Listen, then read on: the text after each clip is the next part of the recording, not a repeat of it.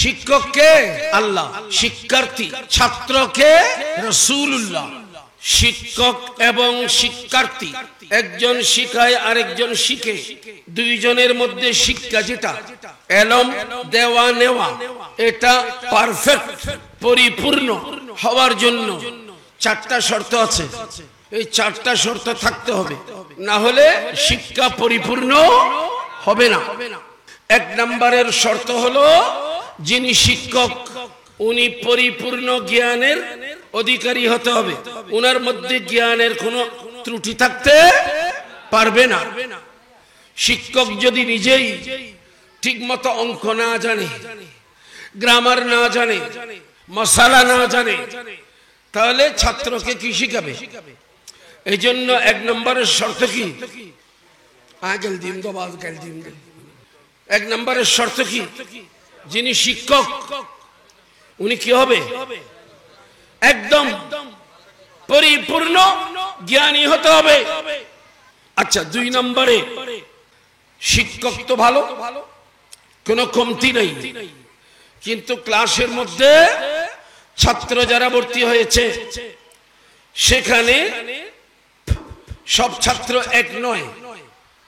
কোন কোন ছাত্রকে একটু ইশারা করলে বুঝে যায়, আবার কোন ছাত্রকে তিনবার বললেও বুঝে না। এই ধরনের ছাত্র ডামিস।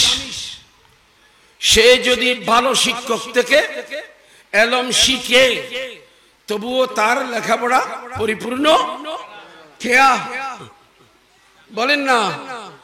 হ্যাঁ, ছাত্র ডামিস লইতে পারে না, শিক্ষক দিতে পারে, কিন্তু শিক্ষার্থীর ভাণ্ড ছোট, পারতেছে না। তাহলে দুই নম্বর শর্ত হলো, এক নম্বরে হলো কি শিক্ষক পরিপূর্ণ হতে হবে, দুই নম্বরে ছাত্র একদম পূর্ণ যোগ্য হতে হবে। শিক্ষক যা বলেন সবকিছু নেওয়ার ক্যাপাসিটি থাকতে হবে। তিন নম্বরে যেই বই পুস্তক পড়াচ্ছে, ছাত্র পড়ছে, শিক্ষক পড়াচ্ছেন, ওই বইটা ওই ক্লাসের উপযুক্ত বই হতে হবে।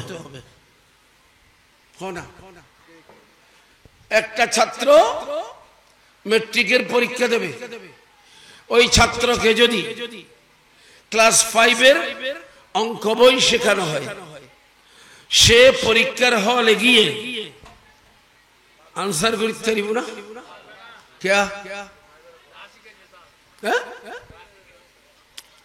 যেহেতু পরীক্ষা দিচ্ছে ম্যাট্রিকের, তারে তার শিক্ষকে শিখাইছে কোন ক্লাসের বই?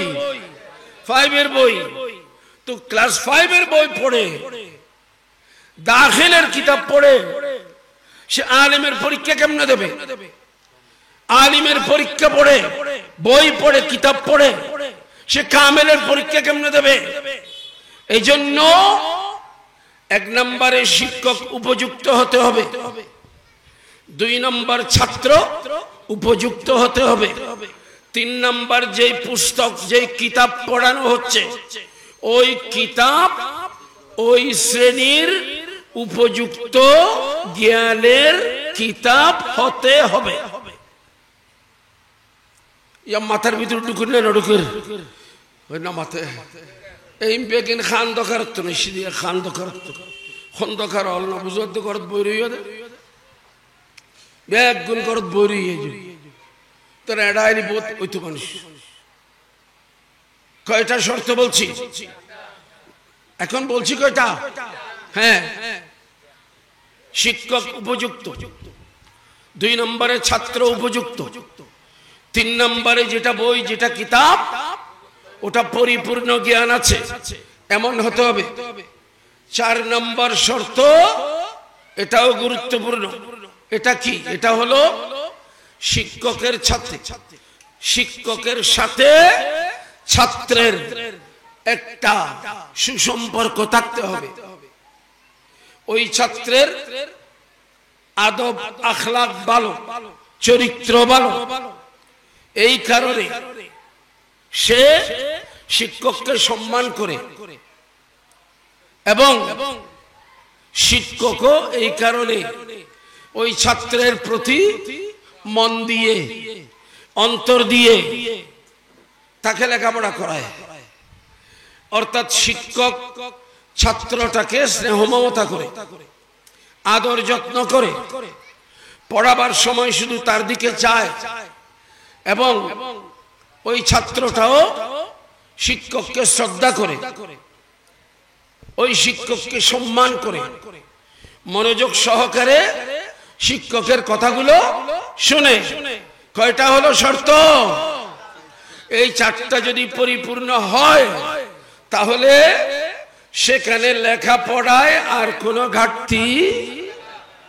আমাদের প্রিয় নবীকে কে শিখিয়েছেন? আল্লাহর চাইতে উপযুক্ত, আল্লাহর চাইতে বড় উত্তম শিক্ষক আর কেউ আছে? সবচেয়ে উপযুক্ত শিক্ষক কে? আর আল্লাহর সৃষ্টি জগতে, আল্লাহর সৃষ্টি জগতে যত কাউকে আল্লাহ সৃষ্টি করেছেন তন্মধ্যে আমাদের নবীজির চাইতে উপযুক্ত শিক্ষার্থী, উপযুক্ত ছাত্র, মনোযোগী ছাত্র দ্বিতীয় আর কেউ আছে? দুইটা। তিন নম্বরে আল্লাহ রাসূলকে কি শিখাইছেন? কোরআন। কি শিখাইছেন? যা শিক্ষা দিয়েছেন ওই কিতাবের নাম কি? কোরআন। তো কোরআন যখন শিক্ষা দিয়েছেন, কোরআনের মধ্যে জ্ঞান কি কি আছে কি কি নাই? জি, কি কি আছে কি কি নাই? এই প্রশ্ন কোরআনের জন্য নাই। কেন? আল্লাহর জগতে গোপনে ওপেনে যত এলম, যত এলম, যত জ্ঞান, খোদাই জ্ঞান, সমস্ত জ্ঞান আল্লাহ কোরআনের ভিতরে বর্ণনা করে দিয়েছেন। সুবহানাল্লাহ। পারা নম্বর 20, পৃষ্ঠা নম্বর 2, আল্লাহ রাব্বুল আলামিন বলেছেন, আর কি সন্না সন্না আর কি সন্না সাইতের লিখুন না সাইব کرامের বলি, ওয়া মা মিন গায়িবাতিন, এই তো আর ফোন তো কর পারেন মানুষ না? হ্যাঁ, তো আপ সব তো হ্যাঁ বুলটুল কইলে লোক মাদি হলে, ওয়া মা মিন গায়িবাতিন ফিস সামায়ে ওয়াল আরদি, যত অদৃশ্য জ্ঞান তোমরা যেগুলা চোখে দেখো না, যেগুলা তোমরা কানে শুনতে পাও না, যেগুলা তোমরা নাকে ঘ্রাণ পাও না, যেগুলা তোমরা হাতে ছুঁইতে পারো না, যেগুলা তোমাদের জিহ্বা দিয়ে মজা নিতে পারো না, মোদ্দা কথা তোমাদের ইন্দ্রিয় শক্তির বাইরে। ইন্দ্রিয় কয়টা? কিন্তু ওরা হবে না, খাও তোরা বলতে পারো। পঞ্চ ইন্দ্রিয় কয়টা? পঞ্চ ইন্দ্রিয়, আরবিতে বলা হয় হাসা, এর বহু বচন হলো হাওয়াস। হাওয়াস খামসা, পঞ্চ ইন্দ্রিয়। আর পঞ্চ, এগুলো দিয়ে মানুষ অজানাকে জানে। অজানাকে কয়টা দিয়ে? কয়টা দিয়ে? 5টা। আরো একটা আছে, ওটা পরে বলছি। এখানে মাহফিলে আসলাম, আরো আগে এসেছিলাম, আরো আগে এসেছি মসজিদের ওখানে হয়েছে। এখন আমি মসজিদ যাচ্ছি, শুধু আসার সময় হঠাৎ এখানে ছেলেরা দাঁড়াইছে, এটা মাহফিল। অনেক সময় হয় কি, রবিউল আউয়াল শরীফ মাহফিল চলতেছে, একদিনে কয়েকটা চলছে। আমার মাহফিল এটা না ওইটা, এটা না, মানে নিজের মাহফিল মনে করে কয়েকটাতে ঢুকে যাই। মাহফিল কোথায় হচ্ছে এটা জানার জন্য আমাকে প্রথমে আমার কান লাগবে কি না চোখ লাগবে? চোখ লাগবে। এদিকে যাচ্ছি, এখানে একটা মাহফিল চলছে, চোখ বলে দিচ্ছে ও মাহফিল একখানি এন্দি চলেন। এরপরে আমার মাহফিল কিনা জানার জন্য ছেলেদেরকে জিজ্ঞেস করলাম, এটা কি আমাদের মৌলানা জীবন সাহেবদের বাড়ি? বলে জি হুজুর। তো এখানে কেন? যাক, আর কেন দরকার নেই, পাইলাম মাহফিল পাইলাম। সুগত কেন সাথে ডিস্টার্ব দেরি, এই ডিস্টার্ব বলে আনব। কানে শুনতে ডিস্টার্ব বলে, কানে শোনার জিনিস ঠিক মতো বুঝবো না। চোখের ডিস্টার্ব হলে দেখার জিনিস ঠিক মতো বুঝবো না। সবকিছু এইভাবে মনে রাখতে হবে। চোখ দিয়ে দেখবো, কান দিয়ে শুনবো, নাক দিয়ে ঘ্রাণ নেব, জিহ্বা দিয়ে মজা নেব, মজা মজা। হ্যাঁ, চা গুলো কেমন জিহ্বা দিয়ে, আর হাতে ধরে চা গুলো গরম আছে না ঠান্ডা এটা বুঝবো। এই চারটা জিনিসের চারটা কাজ, ঠিক না? চোখ দিয়ে দেখছি, তারপর কি বললাম না কান এখন এটা এখানে লাগবে না, চায়ের জন্য চারটা লাগবে, চোখ লাগবে। আগের গুলো খাই নাই কেন? দুধ চা, রং চা আনতে বলছি, আনছে। এরপরে চিনি একটু কম খাবো, এই জন্য জিহ্বা বলছে ঠিক আছে খাইতে পারবা। এরপরে আমার নাককে বললাম একটু দেখ গন্ধ আসেনি কোনো, গন্ধ ঠিক আছে, তিনটা গেল। আবার ঠান্ডা চা খেয়ে কিলাম। আমার হাতের চামড়াকে বললাম একটু দেখ, হয় গরম আছে খাইতে পারবে। কয়টা হইল? চারটা। এখানে যাদেরকে কাজে লাগাইলাম, কানের কাজ এখানে নেই।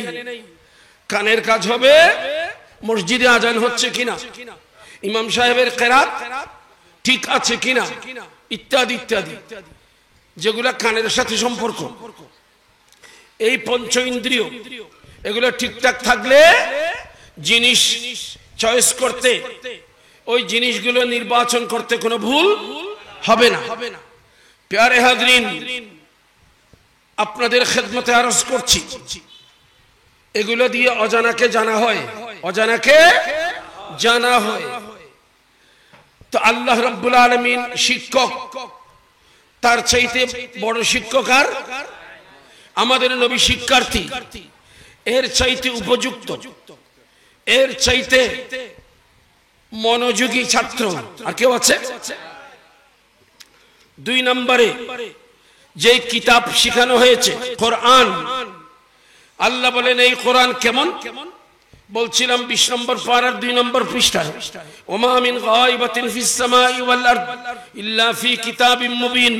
আসমানে বলো জমিনে বলো যত অদৃশ্য জ্ঞান আছে সব কোরআনে আছে। সুবহানাল্লাহ বলেন। 11 নম্বর পারায় গেলে পাবেন আল্লাহ বলেছেন ওয়া তাফসীলুল কিতাবি লা রাইবা ফিহি। এই কোরআনের ভিতরে সব কিছুর বিস্তারিত বর্ণনা দিয়েছি আমি। সুবহানাল্লাহ বলেন। কোথায়? কোরআনে। এখন আল্লাহ বলেন আমি আমার হাবিবকে কোরআন শিক্ষা দিয়েছি। কি শিক্ষা দিয়েছি? শিক্ষক আল্লাহ, শিক্ষার্থী রাসূলুল্লাহ, শিক্ষার কিতাব কোরআন। এই তিনটার মধ্যে কোনো ত্রুটি আছে? এর পরের শর্ত কি? ওস্তাদ এবং ছাত্রের মধ্যে সুসম্পর্ক। পিঠা দিয়ে দিয়ে পড়াইতে হয় নাই, পারস না কোনো মার দিতে হয় নাই, ওটা কিচ্ছু করতে হয় নাই। আল্লাহ রাব্বুল আলামিন বলেন দেখুন আল্লাহর 99টা নাম আছে বলে। কয়টা কয়টা? তার মধ্যে মূল নামটা হলো আল্লাহ, এটা হলো মূল নাম। এটাকে বলা হয় জাতি নাম, সত্তাগত নাম। এরপরে অন্যান্য যত নাম আছে এগুলোকে বলা হয় গুণবাচক নাম। যেমন বিসমিল্লাহ আল্লাহ, আর রহমান, আর রহিম, মালিক, মালিক ইয়াউমিদ্দিন।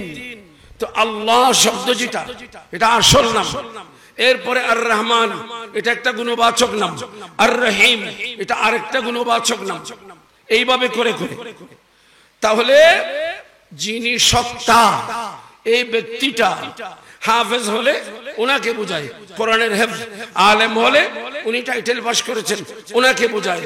আবার ইমাম হলে উনি মসজিদে ইমামতি করেন, ওটাও বোঝায়। আবার যদি জুমা পড়ান, খতিব, ওটাও ওনাকে বোঝায়। ঠিক কিনা বলেন না? ব্যক্তি একটা, ব্যক্তি কয়জন? কিন্তু অনেকগুলো গুণবাচক নাম। কেউ বলছে খতিব সাহেব একটু দাঁড়ান, কেউ বলছে ইমাম সাহেব কথা আছে, কেউ বলছে মৌলানা একটু এদিকে আসেন, কেউ বলছে ওয়াজ সাহেব এই আয়ত্ত করে। আরে বলেন না, চারজন, চার নামে ডেকেছে। ব্যক্তি চারজন না, ব্যক্তি কজন? একজন। আল্লাহ একজন। আর রহমান বলতে ওনাকে বুঝায়, আর রহিম বলতে ওনাকে বুঝায়, মালিক বলতে ওনাকে বুঝায়, খালিক বলতে ওনাকে বুঝায়, গফুর বলতে ওনাকে বুঝায়, গফফার বলতে ওনাকে বুঝায়, করিম বলতে ওনাকে বুঝায়, সত্তার বলতে ওনাকে বুঝায়। হ্যাঁ, সবগুলো ওনার গুণবাচক নাম। এই গুণবাচক নামগুলোর মধ্যে সূরা আর রহমান, ওখানে আল্লাহ, আল্লাহু আল্লামাল কোরআন, আল্লাহ তার হাবিবকে কোরআন শিক্ষা দিয়েছেন, এটা বলেন নাই। আল্লাহ শিক্ষা দিয়ে এর ন হয় কি বলেছেন? আর রহমানু আল্লামাল কোরআন, रहमान ने हबीब को कुरान सिखाया। কি জন্য? আল্লাহ যিনি, উনার ভিতরে রহিম রহমান আছে, উনার ভিতরে গফুর গফফার আছে, আবার উনার ভিতরে কাহ্হার জব্বার এগুলো আছে, সবগুলো ওনার ভিতরে আছে। কিন্তু এখানে বোঝানো হয়েছে অন্য কোন গুণবাচক অবস্থায় আমি আমার হাবিবকে কোরআন শিখাই নাই। আমি আল্লাহ আর রহমান অবস্থায় পরিপূর্ণ রহমত নিয়ে, পরিপূর্ণ দয়া নিয়ে, পরিপূর্ণ মায়া নিয়ে, পরিপূর্ণ স্নেহ নিয়ে, পরিপূর্ণ মমতা নিয়ে আমার রাসূলকে আমি কোরআন শিক্ষা দিয়েছি। আল্লাহ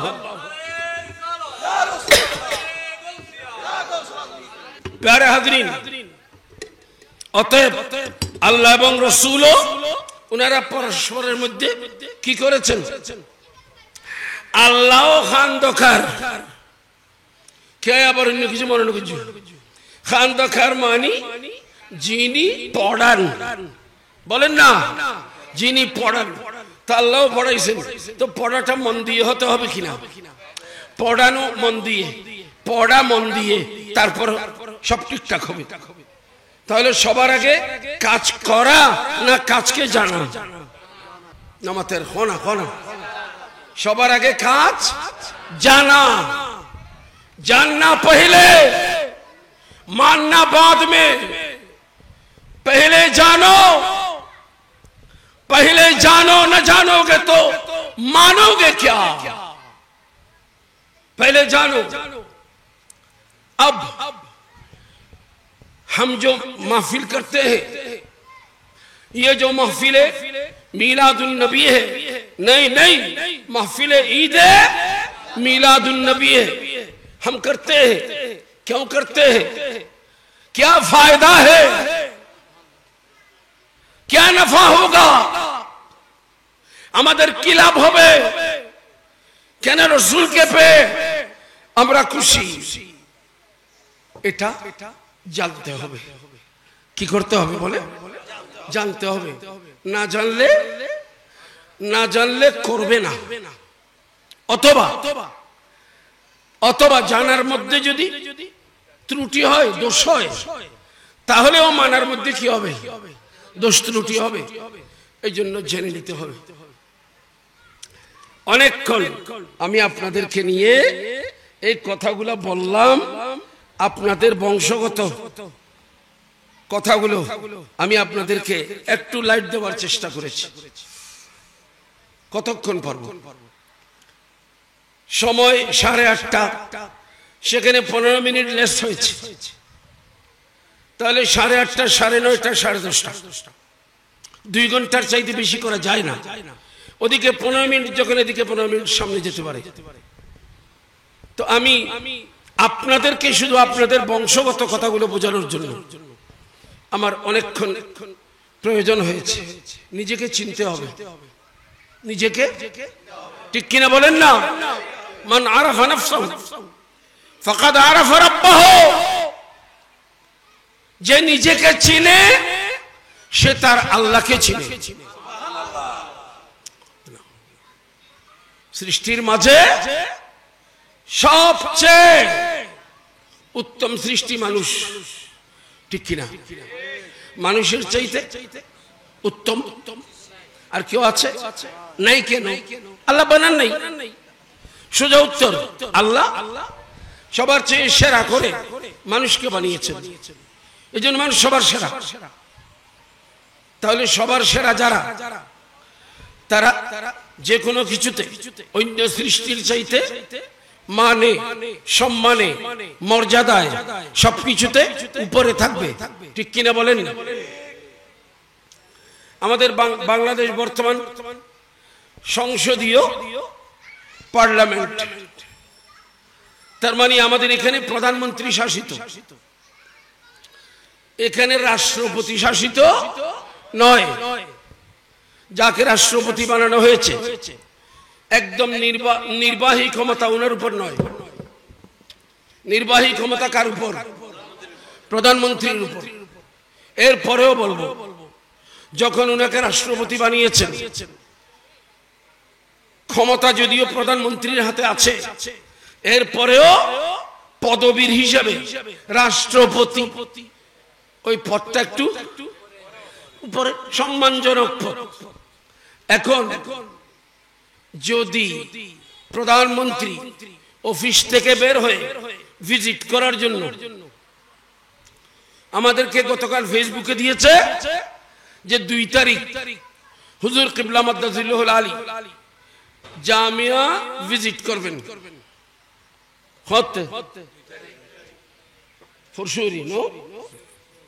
ভিজিট করবেন।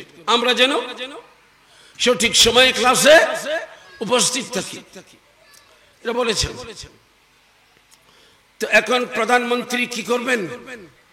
হল না, অফিস উত্তম বাইরেই অফিস বেগিন ভিজিট করিব। তো যাবে সমত এটা বাইরেই মাত্র জিএন অফিস, ইয়ের রাষ্ট্রপতির অফিস।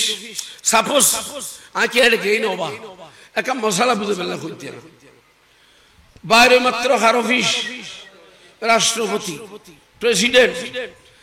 তো প্রধানমন্ত্রী বের হয়ে ওখানে ওনার সাথে দেখা হলে অবশ্যই প্রধানমন্ত্রী ওনাকে একটা সালাম দেবেন, ঠিক কিনা? কিনলে সম্মানী বের করিব। রাষ্ট্রপতি দেই নির্বাহী ক্ষমতা যদিও হাতুন প্রধানমন্ত্রী, কিন্তু রাষ্ট্রপতি এরপরে যাচ্ছে, এরপরে যায় সেখানে যত মন্ত্রীদের কি আছে, হ্যাঁ, যত মন্ত্রীদের অফিস আছে, সব মন্ত্রীদের অফিসের পাশ দিয়ে গেলে সবাই দাঁড়িয়ে আছে, খবর আগে পেয়েছে আজকে প্রধানমন্ত্রী কি ভিজিট করবেন। তখন সবাই দাঁড়িয়ে সালাম কে কার দিচ্ছে? প্রধানমন্ত্রীকে। অন্যান্য মন্ত্রী মহোদয়গণ ওনার সালাম দিচ্ছে। এইভাবে করে করে উনি গেলেন। প্রধানমন্ত্রী বের হয়ে কেবলমাত্র একটা সালাম দিয়েছিলেন কাকে? রাষ্ট্রপতিকে। তো এই জন্য বলছি, আল্লাহর জগতে আল্লাহ তো অবশ্যই, এগুলো কোনো মেসাল নাই, আল্লাহর কোনো মেসাল নাই। লাইসা কামিসলিহি শাইউন, আল্লাহ কোনো উদাহরণ নাই, তবুও একটা বোঝানোর জন্য, আল্লাহ নিজেকে বোঝানোর জন্য অনেকগুলো মিসাল দিয়েছেন কোরআনে।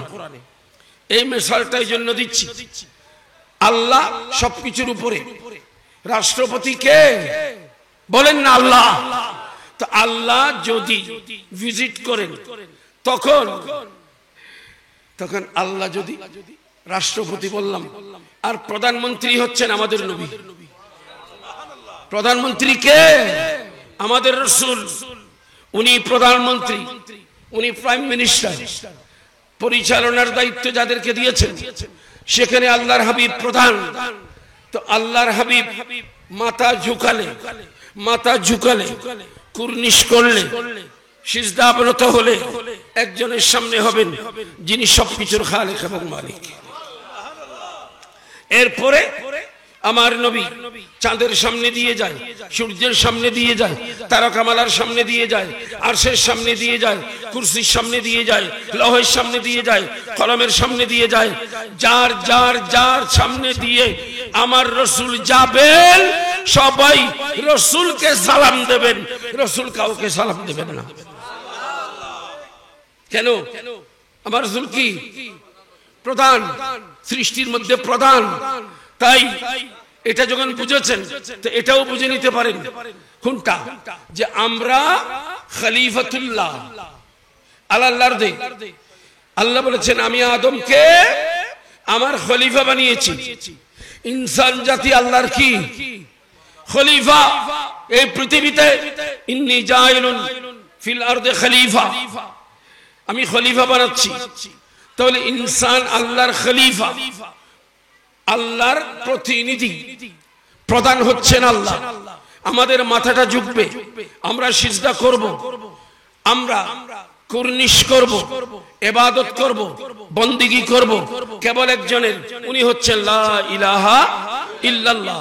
এরপরে চাঁদ আমাকে মানবে, সূর্য আমাকে মানবে, তারকা আমাকে মানবে, লৌহ কলম আমাকে মানবে, আরশ কুরসি আমাকে মানবে, গাছপালা তরুলতা আমাকে মানবে, আগুন পানি মাটি বাতাস আমাকে মানবে।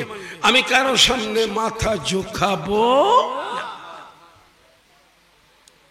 এটাই হলো নিয়ম। কারোর সামনে মানুষ মাথা ঝুঁকাবে না। মানুষ একমাত্র মাথা ঝুঁকাবে কার সামনে? আল্লাহর সামনে। কথাটা বুঝে নিন। আল্লাহর পেয়ারা মাহবুব সাল্লাল্লাহু আলাইহি ওয়াসাল্লাম এই ধরাধামে তাশরীফ আনার আগে আমরা কোরআনের বর্ণনা মতো পাচ্ছি যে আল্লাহ হযরতে আদম আলাইহিস সালামকে ইলম দিয়েছেন। কি দিয়েছেন? ইলম, জ্ঞান দিয়েছেন। এমন জ্ঞান যেই জ্ঞান জিবরিল, মিকাইল, ইসরাফিল, আজরাইল এবং ওদিকে ইবলিস কাউকে দেন নাই। এমন জ্ঞান দিয়েছেন কাকে? আদমকে। বুঝে নিন। আমরা ওই ধরনের কোনো ওয়াজ না, এখানে কোনো গান গজলের ওয়াজ নেই, কোরআন সুন্নাহর কথা ভালো করে ইয়াদ রাখেন। এখন আল্লাহ ইলম শিক্ষা দিয়েছেন কাকে? দেওয়ার পরে সুম্মা আরাদাহুম আলাল মালায়েকাতি, আল্লাহ জিবরিলকে, মিকাইলকে, বড় বড় ফেরেশতাকে, এমনকি ইবলিসকেও বললেন, এই এগুলা কি বল? আম্বিউনি, এগুলা কি বল? ওরা বলতে পারছে? কি বলছে? সুবহানাকা, সুবহানাকা লা ইলমা লানা। আল্লাহ এগুলো আমরা জানি না, এগুলো আমরা জানি না বলেছে। আচ্ছা জানোস না? না। তাহলে একটা কাজ কর, কি? আদমের কাছে যা, আদমকে জিজ্ঞেস কর আদম জানে কিনা দেখ। এর আগে আল্লাহ সবকিছু আদমকে শিখিয়ে দিয়েছেন। এরা যখন আদমের কাছে গেল, আল্লাহ বললেন আদম ওরা কি কি চায় শিখাও, শিখিয়ে দিয়েছেন। এখন কি হলো? আদম হয়ে গেলেন শিক্ষক, বলেন না? আর সমস্ত ফেরেশতারা শিক্ষার্থী, ছাত্র। ইবলিস সহ, যে ইবলিসকে আগে আল্লাহ ফেরেশতা কুলের ইউনিভার্সিটির ভাইস চ্যান্সেলর বানিয়েছিলেন। এটা বিজি ফেরেশতাদের ভার্সিটি হেতেও আটকে গেছে, শিখাইতে পারে নাই, এগুলা বলতে পারে নাই। তাহলে প্রমাণ হয়ে গেল আদম এলমের মধ্যে তাদের চেয়ে সেরা। বলেন না, বলেন না, এলমের মধ্যে আদম কাদের থেকে? ফেরেশতাদের থেকে সেরা। যখন সেরা প্রমাণিত হয়ে গেল, এবার আল্লাহ বললেন তোরা না আদম থেকে শিখলি? জি আল্লাহ। তো শিখছ যখন, যার থেকে শিখেছ তাকে সম্মান কর। না, সম্মান কে করবে কাকে? নাম নদীজুম কে করবে? ছাত্র করবে কাকে? শিক্ষককে। এখন তোমরা সবাই ছাত্র, তোমাদের শিক্ষক হলেন আদম, তোমরা তাকে সম্মান করো। সর্বয় হলো না, সর্বয়। যখন সম্মান করার জন্য গেছে, কিভাবে করব? আল্লাহ সরাসরি বলে দিয়েছেন উসজুদু লি আদম, আদমকে সিজদা করো। বলেন না বাবা, আদমকে সিজদা করো।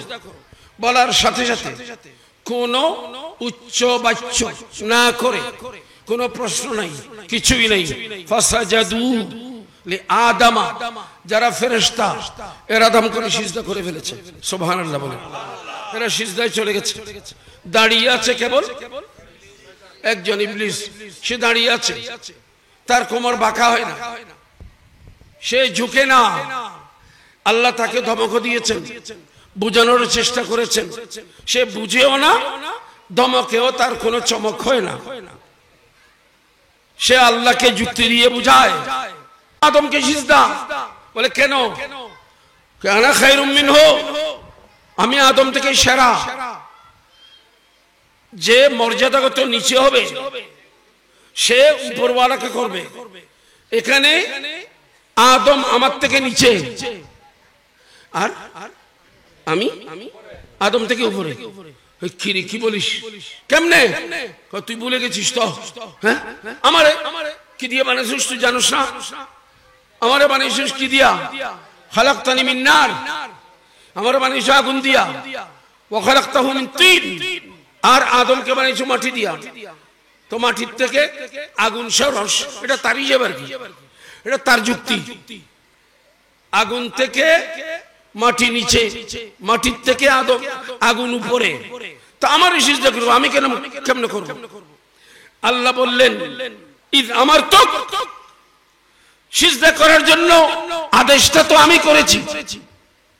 আদেশটা তোকে তো যুক্তি দেওয়ার কথা বলি নাই, যুক্তি দিয়ে তো মুক্তি পাবি না। আমার আদেশ পালন করার দরকার ছিল, সে করে নেই। নতিজা যেটা হওয়ার সেটা হয়েছে, যা হওয়ার সেটা হয়েছে, বিতাড়িত হয়েছে, আল্লাহর দরবার থেকে বের করে দেওয়া হয়েছে। আবার বের করেছে এমনে না, খালি হাতে না।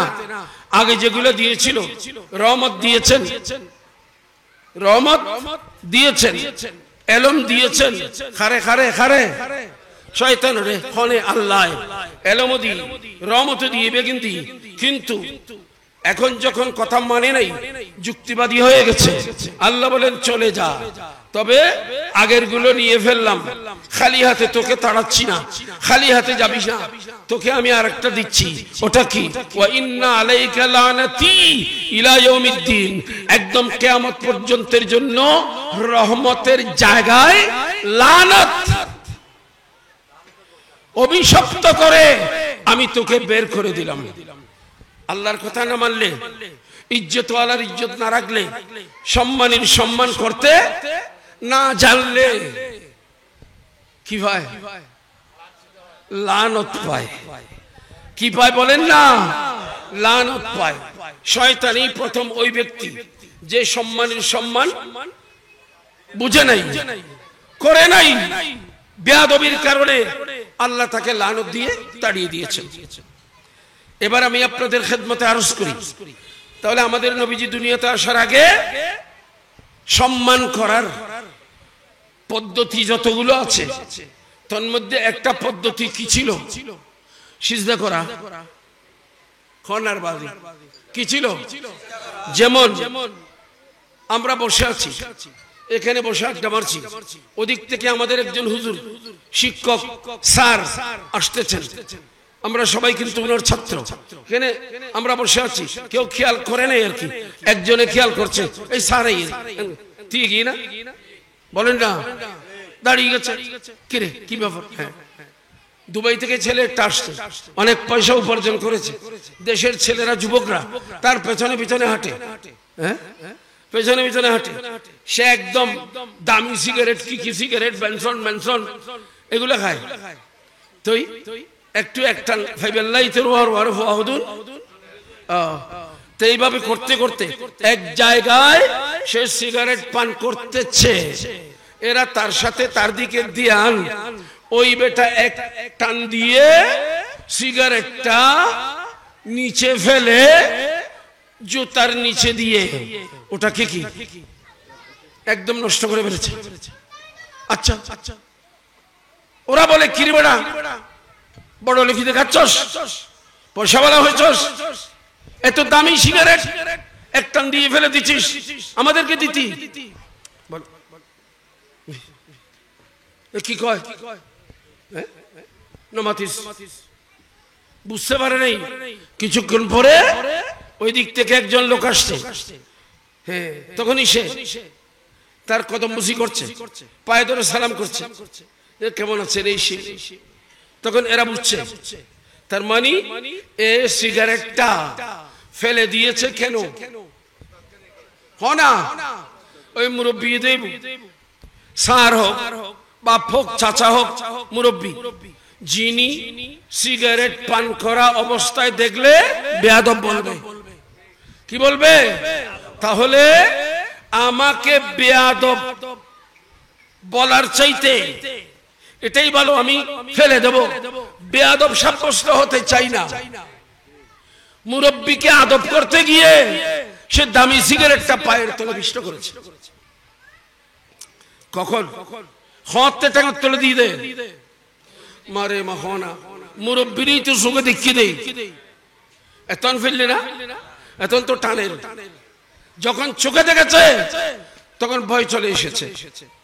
এই জন্য আল্লাহকে না দেখলেও দেখি দেখি মনে করার দরকার আছে। সুবহানাল্লাহ বলেন, দেখি না কিন্তু মনে করতে হবে আমি দেখি। পারা নম্বর 29 পৃষ্ঠা 2 সূরা মুলক, আল্লাহ বলেন ইন্নাল্লাযীনা ইয়াখশাউনা রাব্বাহুম বিল গায়বি লাহুম মাগফিরাতুন ওয়া আজরুন আযীম। যারা আমি আল্লাহকে না দেখে ভয় করতেছো, না দেখেও আমাকে সম্মান করছো, না দেখেও আমি আল্লাহকে সমীহ করে চলছো, আমি তোমার জন্য 2টা পুরস্কার দেব। সুবহানাল্লাহ। আমি আল্লাহকে দেখো না, এরপরেও মনে করছো আমাকে দেখো, নাফরমানি করতেছো না, আল্লাহ দেখবেন, আল্লাহ দেখছে, এই ধরনের খেয়ালে যারা আমি আল্লাহর নাফরমানি থেকে বেঁচে থাকবে, না দেখেও না দেখেও ভয় করবে, সম্মান করবে, সমীহ করবে, পুরস্কার কয়টা? কয়টা? লাহুম মাগফিরাতুন। 1 নাম্বার হচ্ছে তাদের জীবনের গুনাহ আমি আল্লাহ মাফ করে দিব। পুরস্কারটা খুব ছোট, গুনাহ বেগিন মাফ করে দিব হতো, তাহলে খুব ছোট নি হলো। লাহুম মাগফিরাতুন 1 নাম্বার পুরস্কার। 2 নাম্বার হলো ওই ফাসনা ভইয়া ওয়াজরুন কবীর, এমন সওয়াব দেব, এমন বদলা দেব, কবীরুন যেটা আমার খোদার খোদাইতে সবচেয়ে বড় পুরস্কারটা আমি তাকে তুলে দেব। সুবহানাল্লাহ। কি করলে? ইত্তেরা হই ত্রাবলি, কি করলে? না দেখে ভয় করলে।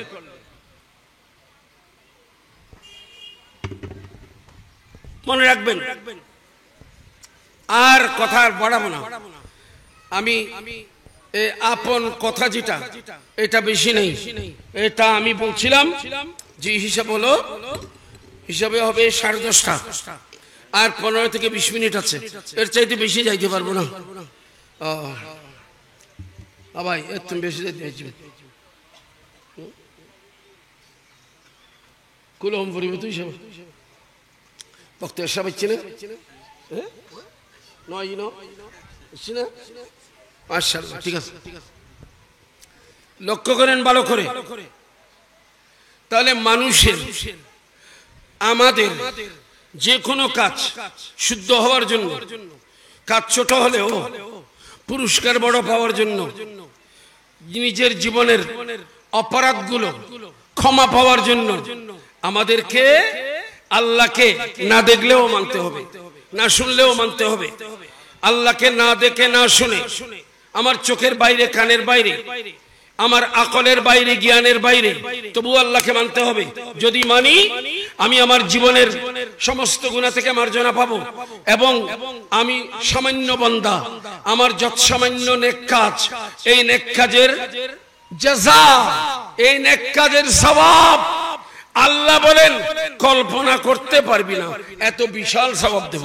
সুবহানাল্লাহ, আল্লাহু আকবার, ইয়া রাসূলুল্লাহ, জিন্দাবাদ। আমাদের কাজটা সুন্দর হচ্ছে কেন? সুন্দর কেন হবে? তখন হইদ বাদে কেন করি, আরে আর একখানে সাহায্য করিও না, একটু সাহায্য করবেন তো। হইলাম তো ফাইবে সিগারেট খার, এতন খাদ দে নফেলাত তো খাবিল ডইলেও 2000 ঠিক না? তৈলি হঠাৎ করে ফেলে দিল কেন?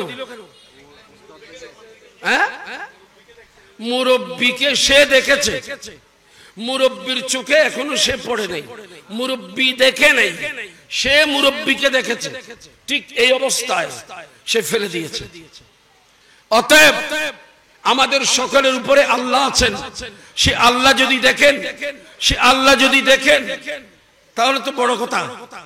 আমি যদি এটা মনে করি ওই তো আমার আল্লাহ, এই তো আমার আল্লাহ, এই খেয়াল যদি অন্তরের মধ্যে আসে, এই ব্যক্তি কি আর কোনো গুনাহ করতে পারবে?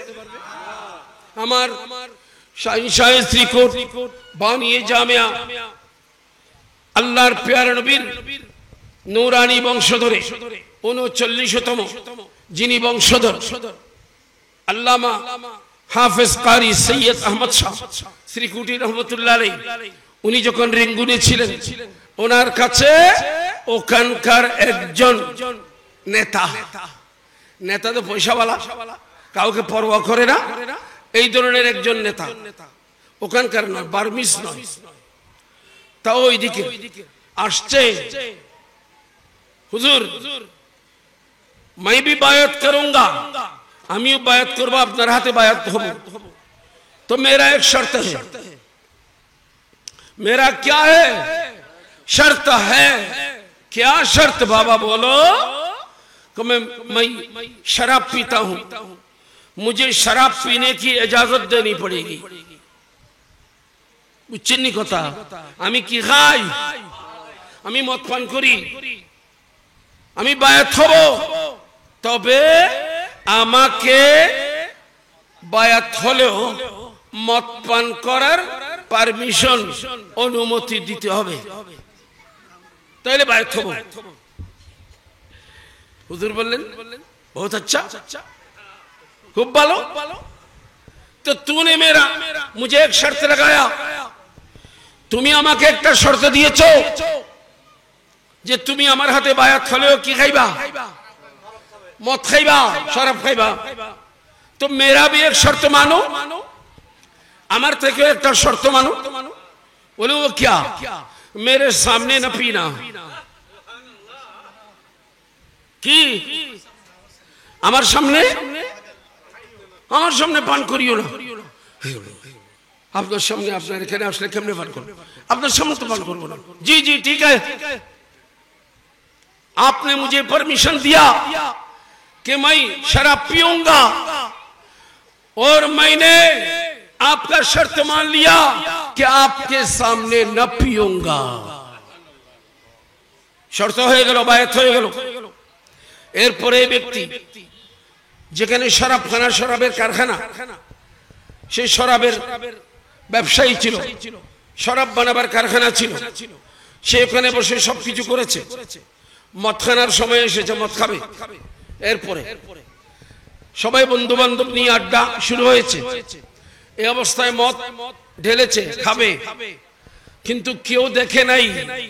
তার ঘরের দরজার ভিতরে গিয়ে দেখতেছে শাইনশাই শ্রীকুট দাঁড়ানো,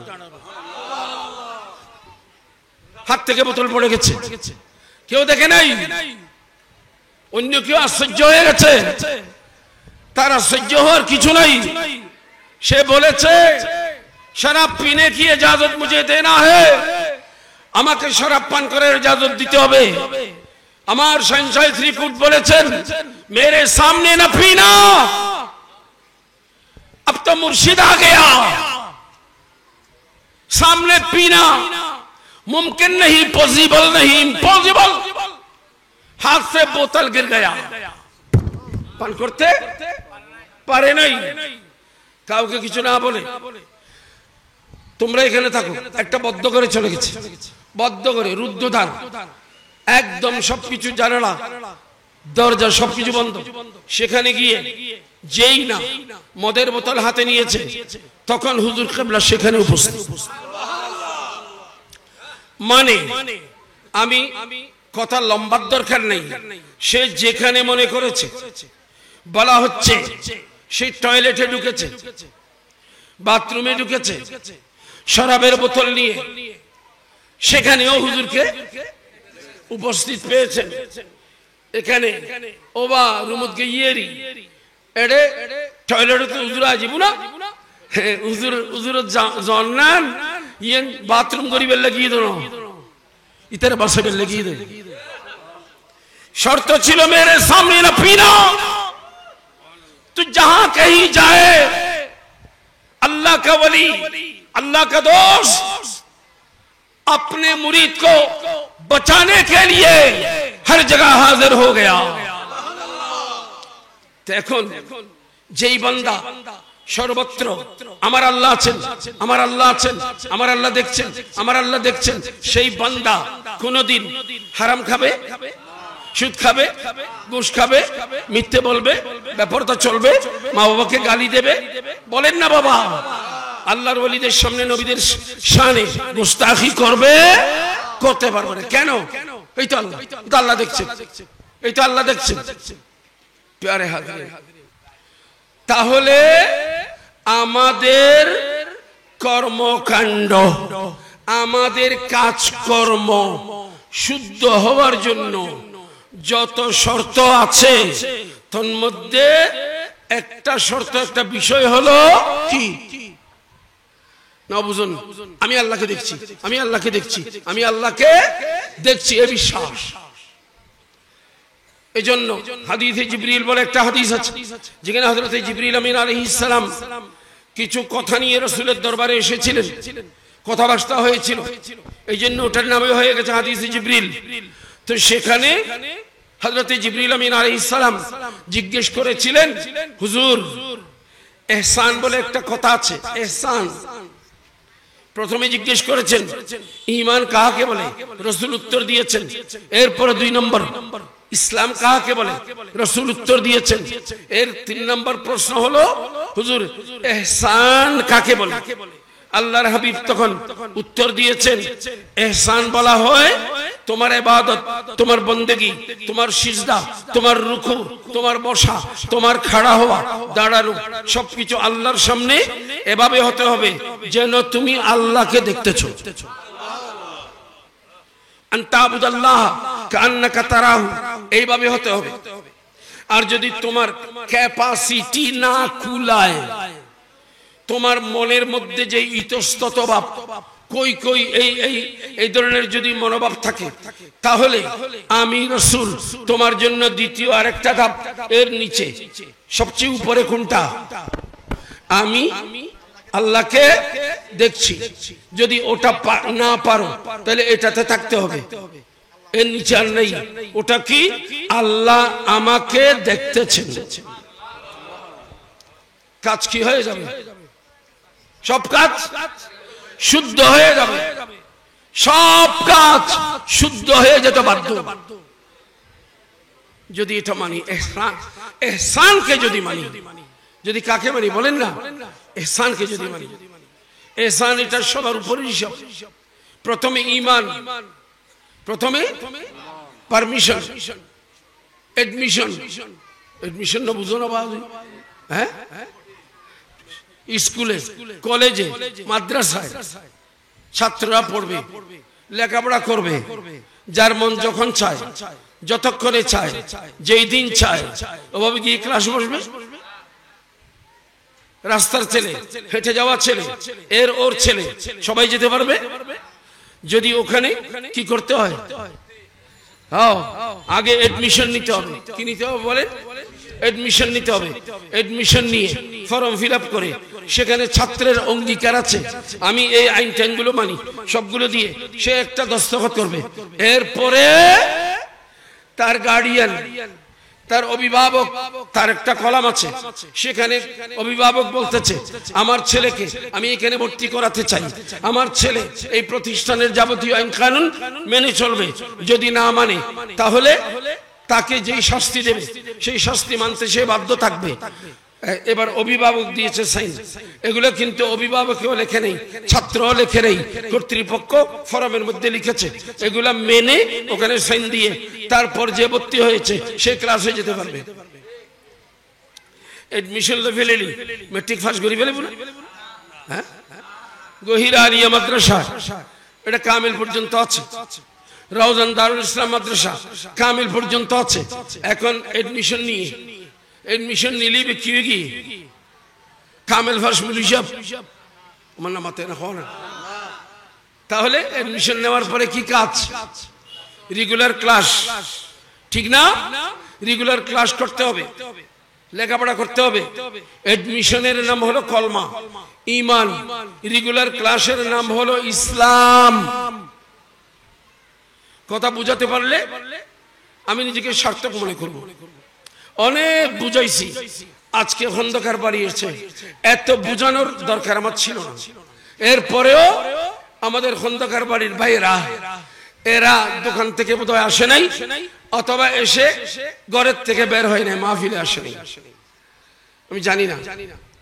আমি আপনাদের খেদমতে এই কথাটা লাস্ট কথা বুঝে নেন, কি এডমিশন মানি ঈমান, কলমা পড়া মানি এডমিশন নেওয়া, না কলমা পড়া মানি এডমিশন নেওয়া। এরপরে নামাজ পড়তে হবে, রোজা রাখতে হবে, হজ করতে হবে, যাকাত দিতে হবে, সুদ বাদ দিতে হবে, ঘুষ বাদ দিতে হবে, বেপরদাগি বাদ দিতে হবে, মা বাপের সাথে নাফরমানি বাদ দিতে হবে, ঠিক কিনা বলেন না? হ্যাঁ, অর্থাৎ কিছু ইতিবাচক, কিছু নেতিবাচক, কিছু করার, কিছু না করার, এগুলো সব আমাকে কাজে পরিণত করতে হবে। এটার নাম ইসলাম, এটার নাম। নামাজ কি হিন্দু পড়বে, বড়ুও পড়বে, অমুসলিম পড়বে? কেন? ওমা কেন কইলেন ফট করে কইতে পারে না, ইতারা ও এডমিশন নিয়ে না, হ্যাঁ, তো এডমিশন যাচ্ছে না, ভর্তি যাচ্ছে না, ভাই ইতারে কি ভাই নজর যায়, ঠিক কিনা বলেন না? গেল। তাহলে প্রথম এডমিশন ঈমান, এরপরে নামাজ, রোজা, হজ, যাকাত যেগুলো করছি এগুলো ঠিক মতো আদায় করা, এটা কি ইসলাম। এরপরে এই যেই কাজগুলা করে যাচ্ছি এগুলা মনোযোগ সহকারে করা, মনোযোগ সহকারে। যেই ছেলে উপস্থিতি বেশি সে পুরস্কার পায় কিনা বলেন? যার প্রেজেন্সি বেশি, যে উপস্থিত বেশি থাকে ক্লাসের মধ্যে, যেই ছেলেটার উপস্থিতির হার বেশি সে কি পায়? সে পুরস্কার পায়। আবার সেখানে যেই ছেলেটা ওস্তাদদের সাথে, শিক্ষকদের সাথে আদবের সাথে ব্যবহার করে, আপনজন যারা, ক্লাসমেট যারা, নিজেদের নিচের ক্লাসের যারা তাদেরকে স্নেহ করে, উপরের ক্লাসের যারা তাদেরকে সম্মান করে, এইভাবে প্রতিষ্ঠানের স্বার্থ রক্ষা করে, মানুষের সাথে এমন আচরণ করে না যে আচরণ করলে গহিরা কলেজের এই ছাত্রটা বা অনেক ছাত্র বেয়াদব, গহিরা আলিয়া মাদ্রাসার ছাত্ররা বেয়াদব করেছে, একজন নাম ফেটে গেছে সবার, একজনে হ্যাঁ দোষ করেছে কয়জনে, একজনে, সবার বদনাম হয়ে গেল। তাহলে কিন্তু এই ছেলেটা এই ধরনের করে নেই, যার দ্বারা বদনাম হবে। তখন বার্ষিক সভায় কর্তৃপক্ষ বসে কাকে কাকে এক্সট্রা পুরস্কার দেবে। সেই পুরস্কারের মধ্যে বিভিন্ন ক্যাটাগরি আছে। লেখাপড়ায় যে সবসময় প্রথম থাকে তার একটা, আবার যে রেগুলারিটি বেশি তার আরেকটা, আবার যার চারিত্রিক বৈশিষ্ট্য ভালো তার আরেকটা। ঠিক কিনা বলেন না? তাহলে আমি বলেছি এডমিশন নেওয়া এটা হলো ঈমান কলমা পড়া, এরপরে ক্লাস করা, এগুলো হচ্ছে ইসলাম। আবার তোমার উপস্থিতি বেশি রাখা এবং আদব বজায় রাখা, বেয়াদবি থেকে বেঁচে থাকা, এগুলো হচ্ছে ইহসান। এগুলো কি যত করবে তত পুরস্কার ভালো হবে। এমন হতে পারে অনেক ছাত্র তেমন লিখতে পারে নাই, কিন্তু শিক্ষকরা তাকে স্নেহ করে তার চারিত্রিক মাধুর্যের কারণে, তাহলে তাকে ওই দিক দিয়েও 2-4 নম্বর বাড়িয়ে দিলে কেউ কিছু বলবে না, আর অন্যজন বলবে ঠিক আছে তুইও তো ভালোই। ঠিক কিনা বলেন না? এটার নাম কি হইলাম? ইহসান। জি বাবা, ইহসান যদি থাকে তাহলে না দেখে বিশ্বাস, না দেখে ভয়, না দেখে সমীহ, দেখি না তবুও ভয় লাগে, দেখি না তবুও সম্মান করতে ইচ্ছা হয়, এই ধরনের ইহসান এটা যদি থাকে, আল্লাহ বলেন পুরস্কার 2টা। 1 নম্বরে গুনাহগুলো মাফ করে দেব, 2 নম্বরে অল্প অল্প ভালো কাজে বিশাল বিশাল সওয়াব দেব। এবার আমি যে আয়াতটা তিলাওয়াত করেছিলাম ওই আয়াতটাকে সামনে নিয়ে এই 2-4-10 মিনিট ওটা নিয়ে রাত ফেলে দিতে পারতাম, ওটা বলার সময়ে এগুলো বলার মধ্যে চলে আসতো। ওটা হলো আল্লাহ রাব্বুল আলামিন আল্লাহর হাবিবকে এই দুনিয়াতে প্রেরণ করেছেন। হন্না কি করেছেন? প্রেরণ করেছেন, পাঠিয়েছেন।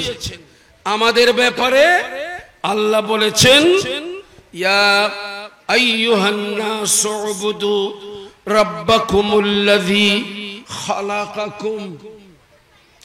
1 নম্বর পারা, আলিফ লাম, 3 নম্বর পৃষ্ঠা উল্টালে ওখানে আছে কি বলেছেন?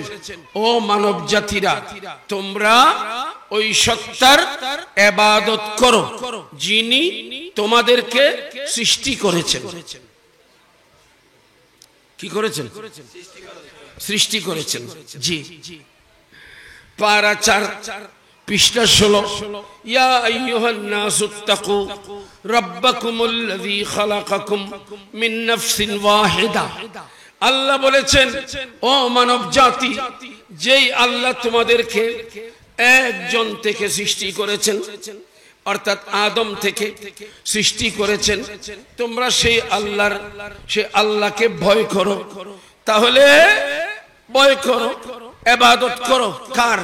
যে তোমাদেরকে সৃষ্টি করেছেন, যে তোমাদেরকে। তাহলে অন্যান্য লোক আমাদের ব্যাপারে বলা হয়েছে সৃষ্টি করেছেন, আর আল্লাহর হাবিবকে আল্লাহ বলেছেন ওয়ামা আরসালনাকা ইল্লা রাহমাতাল লিল আলামিন। পারা নম্বর 17 পৃষ্ঠা নম্বর 10, পারা নম্বর 22 পৃষ্ঠা নম্বর 10। আল্লাহ বলেছেন ওয়ামা আরসালনাকা ইল্লা কাফাতান লিন-নাসি বাশীরান ওয়া নাযীরা। অর্থাৎ সেখানে আল্লাহ বলেছেন হাবিব, আমি আল্লাহ আপনাকে প্রেরণ করেছি। বাতরা দিবে আল্লাহ মা বইন হলে এই শৈলফাত দিয়ে, কিন্তু হতা হয় দেখি আয় দুও বাতরা দিলই, দুও বাতফাত দিয়ে দি, বাতফাত দিয়ে দে না শৈলফাত দিয়ে দে। ফাত মানে কি? সুলের উড়ের তিন কুড়ো সুলেই বের কি হয় এই বেরুর আন্ডি দিয়ে দে বেরুর কি দিয়ে এই আন্ডি দিয়ে আন্ডি দেখছি কি তুলে দিয়ে ফারুর জি বাত ফাত দিয়ে দেন বাত ফাত দিলে তো সিন্নি হয়ে যাব চাউল রান্না করছে বাতকা হইও হয়দোয়া উদ্দেশ্য হইলি বাতুন সিদ্ধ হইলি এই সল্লুন সিদ্ধ হইলি কি যাব বাত হয়ে যাব এ কথা কেউ কাঁচা চাউল খায় না এই জন্য ভাত বানাবো তো তাই ভাত বলেছি ঠিক আছে এখন মা বোনরা চাউল সবগুলো সিদ্ধ হয়েছে কিডা সবগুলো কাঠি দিয়ে বড় চামচ দিয়ে উল্টাইয়া উল্টাইয়া এক একটা চাউলকে চিপে চিপে দেখতে হবে উপরে দুইটা দেখলে হয়ে যাবে হ্যাঁ বাত হয়ে গেছে নামাই ফেলো আমি কি বলছিলাম সবটা দেখতে হয় না কোরআনে কারীমে আয়াত আছে থাক আমি আপনাদেরকে শুধু দুইটা বললাম আমাদেরকে বলেছেন তোমাদেরকে খালি হাতে পাঠিয়েছি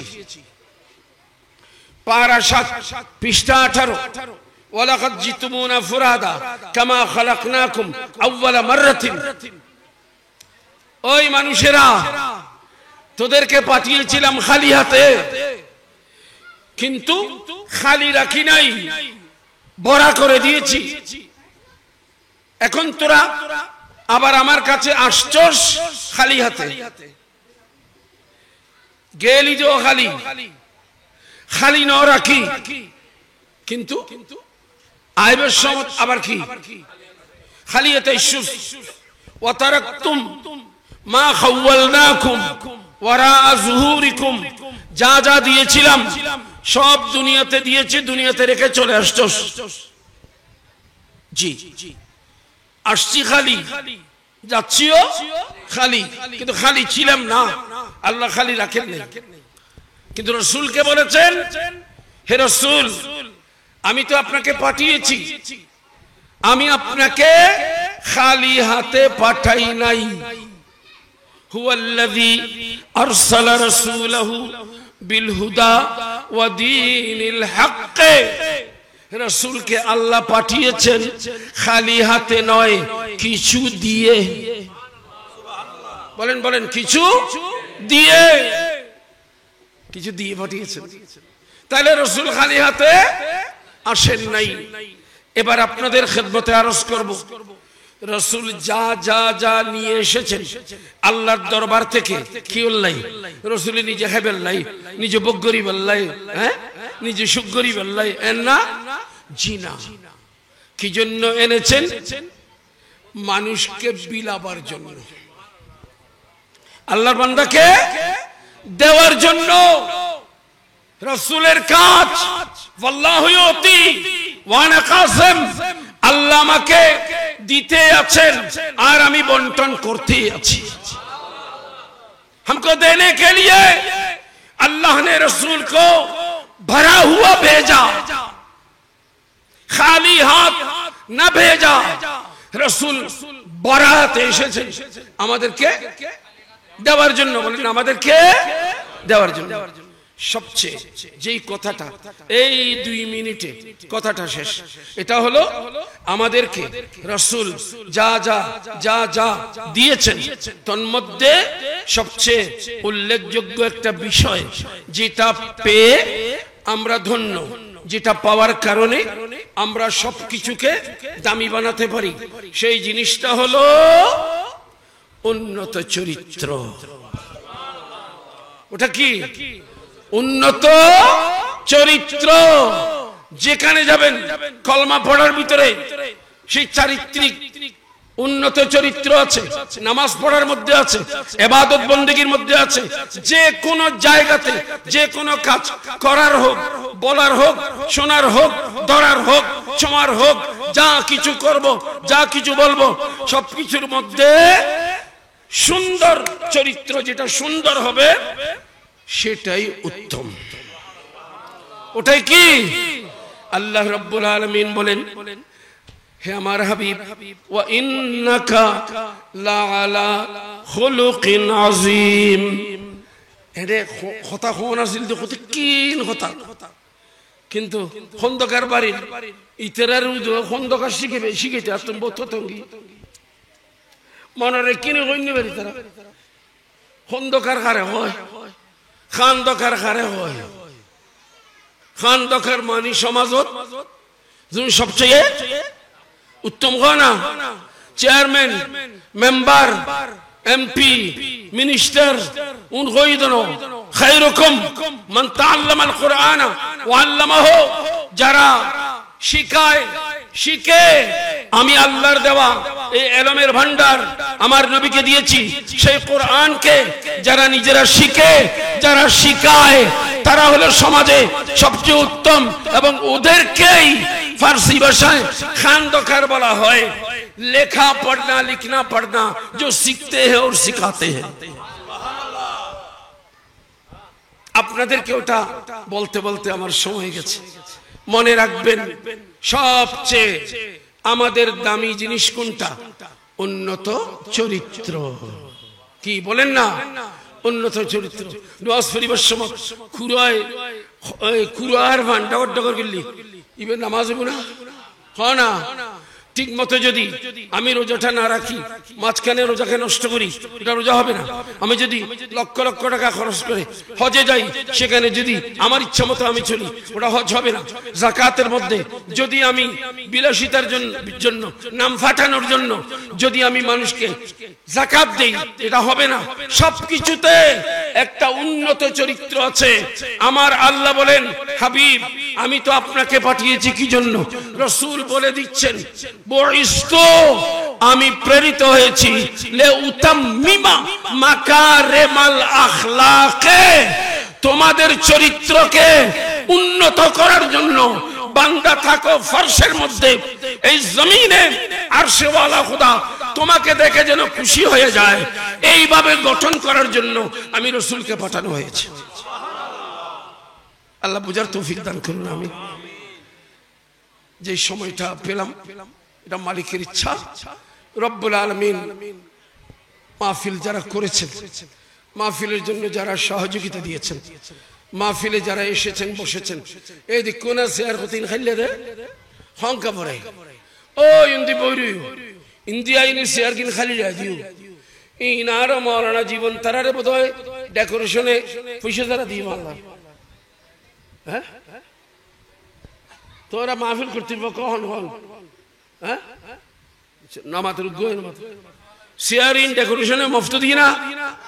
হ্যাঁ, প্রত্যেক চেয়ারের লোক কি আছে? ঠিক আছে তো, তিন কিল্লা হালিরা দিও দে আইজ না বুঝতে। হ্যাঁ, ইন্দি খালি চেয়ারিং পরাই ফেলো, সুন্দর করি বইও এবং মনবরি প্রাণবরি অনারে কথা বুঝতে পারেন। আরো শ্রদ্ধেয় আলহাজ অ্যাডভোকেট মুসাফিউদ্দিন বখতিয়ার সাহেব অনরা সুযোগ অনরা দিবেন বেজান কইতে পারেন। আল্লাহ মাহফিল কবুল করুক, আমিন। আসসালামু আলাইকুম ওয়া রাহমাতুল্লাহি ওয়া বারাকাতুহু। আল্লাহুম্মা আমিন। আল্লাহুম্মা সাল্লি আলা সাইয়্যিদিনা মুহাম্মাদিন ওয়া আলা আলি সাইয়্যিদিনা মাওলানা মুহাম্মাদিন ওয়া বারিক সাল্লিম। ইলাহুল আলামিন আল্লাহ গাউসিয়া কমিটি ঐতিহ্যবাহী এই রাউজান থানার অন্তর্গত গহিরা খন্দকার বাড়ি ইউনিট শাখার ব্যবস্থাপনায় আয়োজিত আজকের জশ্নে ঈদ মিলাদুন নবী সাল্লাল্লাহু আলাইহি ওয়াসাল্লাম মাহফিলকে কবুল আর মঞ্জুর করে নাও ইয়া আল্লাহ। আল্লাহ যার যেভাবে অংশগ্রহণ আছে তুমি তো সবকিছু জানো, আল্লাহ তাকে সেইভাবে তোমার কুদরতের কারখানা থেকে, তোমার নেয়ামতের খাজিনা থেকে আল্লাহ তাদেরকে সেইভাবে পুরস্কার দান করো। আল্লাহ আমাদের সিনাকে বেকিনা করে দাও, আমাদের সিনা নির্মল বানিয়ে দাও। আল্লাহ আমাদের মধ্যে ঈমানি ভ্রাতৃত্বের বন্ধন সৃষ্টি করে দাও, ইশকে রাসূলের বন্ধন আমাদের অন্তরে দান করো ইয়া আল্লাহ। আল্লাহ কালামে পাকে বলেছো, আল্লাহ খিল্লাউ ইয়াউমাইযিন বাদুহুম লিবাদিন আদুযুন, দুনিয়াবি যত বন্ধুত্ব সবকিছু সবকিছু নিষ্ফল হয়ে যাবে, এগুলো থাকবে না। ইল্লাল মুত্তাকিন, আমার নবীজির প্রেম ভক্তি ভালোবাসার ঈমানের বন্ধনে যারা পরস্পর আবদ্ধ তারাই থাকবে অক্ষুণ্ণ। আল্লাহ আমাদেরকে সেই আল্লাহ আবাদি সারমাদি সেই নিয়ামতে তুমি আমাদেরকে ভূষিত করো ইয়া আল্লাহ। আল্লাহুম্মা আসনা আখিরাতানা ফিল উমুরি কুল্লিহা ওয়া আজিরনা মিন খিজিদ দুনিয়া ওয়া আযাবিল আখিরাহ। আল্লাহ বিশেষ করে হুজুর কিবলা শাহিন শাহী শ্রীকোট বাংলার জমিনে এসেছেন। হুজুর কিবলার কদম রাজা হয়েছে, কদম পড়েছে, কিন্তু আশেক ভাইরা সবাই তো দেখার জন্য কাছে যেতে পারছে না। মালিক অসুবিধা নেই, এখানে দরবার আমাদের দরবার আর অন্য দরবারের মধ্যে বেশ কম আছে, আমরা ভালো করে জানি। হে আল্লাহ, আমার পীর বাঙ্গাল সৈয়দ মোহাম্মদ সাবির সামাদ্দাজিল্লাহুল আলী সবার সামনে আসছেন, দায়িত্ব হুজুর কিবলার পক্ষ থেকে পালন করছেন। আল্লাহ তুমি কবুল আর মঞ্জুর করে নিও। আল্লাহ হুজুর কিবলাকে আল্লাহ তুমি হায়াতে খিজরি দান করো, সেহত আফিয়তকে অতি সত্তর ইসলাহ করে দাও ইয়া আল্লাহ। আল্লাহ মেহরবানি করে সুস্বাস্থ্য দান করে আল্লাহ সুন্দরভাবে আশেক প্রেমিকদেরকে আল্লাহ একটু যেন দিদার দিতে পারেন সেই তৌফিক দান করো ইয়া আল্লাহ। শাহিন শাহী শ্রীকোটের দরবার থেকে বাংলার জমিনে ইয়া আল্লাহ সুন্নিয়তের এই মারকাজি প্রতিষ্ঠান জামিয়া আহমদিয়া সুন্নিয়া আলিয়া সহ সারা দেশে যত মাদ্রাসা, যত খানকা, যত আস্তানাগুলো আছে আল্লাহ সবগুলোর উপর শাহিন শাহী শ্রীকোটের রুহানি তাওয়াজ্জু তুমি দান করো ইয়া আল্লাহ। বাইরা যারা যেখানে অবস্থান করে আল্লাহ সবার সাথে আমার শাহিন শাহী শ্রীকোটের সাথে রুহানি সম্পর্ক অটুট থাকার তৌফিক দান করো আল্লাহ। আজকের মাহফিল কবুল করে যাদের দ্বারা মাহফিল হয়েছে তাদেরকে, যারা মাহফিলে এসেছে তাদেরকে আল্লাহ সবাইকে দুনিয়া এবং আখিরাত উভয় জগতের আল্লাহ সর্বোচ্চ কামিয়াবি দান করো আল্লাহ। ইয়া আল্লাহ আমাদের সকলের রুজি রোজগারের মধ্যে বরকত দান করো আল্লাহ। আমাদের ইয়া আল্লাহ বাল বাচ্চাদেরকে হেদায়েত দান করো আল্লাহ। তাদেরকে তোমার বন্দেগী, তোমার নবীর গোলামি করার তৌফিক দান করো। আমার শাহিন শাহী শ্রীকোটের ইয়া আল্লাহ এই দরবারের গোলামি হিসেবে সবাইকে কবুল করে নাও আল্লাহ। মেহেরবানি করে ইয়া আল্লাহ যতদিন চন্দ্র সূর্যের উদয়স্ত থাকবে আল্লাহ তোমার পেয়ারা নবীর নূরানী সন্তানের এই আস্তানা মুবারক দিন দুগুণা রাত চৌগুণা ইয়া আল্লাহ সর্বোচ্চ উন্নতির মার্গে আল্লাহ পৌঁছাবার তুমি তৌফিক দান করে আল্লাহ। সমস্ত ইমানদারের ইয়া আল্লাহ সিনাকে খুলুসিয়ত দিয়ে পূর্ণ করে আল্লাহ মেহেরবানি করে তোমার প্রিয় নবীর নূরানী সন্তানের এই দেওয়া আল্লাহ এই সম্পদকে আল্লাহ এই নিয়ামতকে যেন ধারণ করে রাখতে পারি আমাদেরকে তৌফিক আতা করে। সাল্লাল্লাহু ওয়াসাল্লাম আলা নবিয়িল আমিন ওয়া আলা আলিহি ওয়া আসহাবিহি আজমাইন। আল্লাহুম্মা জাল আখিরা কালামিনা ইনদাল মাউত শাহাদাতি আল্লা ইলাহা ইল্লাল্লাহু মুহাম্মাদুর রাসূলুল্লাহ। আসসালামু আলাইকুম ওয়া রাহমাতুল্লাহ।